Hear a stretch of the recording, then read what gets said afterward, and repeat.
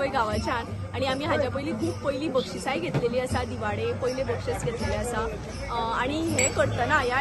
विठ्ठलाच्या नामगजर करतना इतली उमेद येता मना काळजांतल्यान आनी अशें दिसता की ह्या अशाच नामस्मरणाक गुंग रावन अशें दिसता.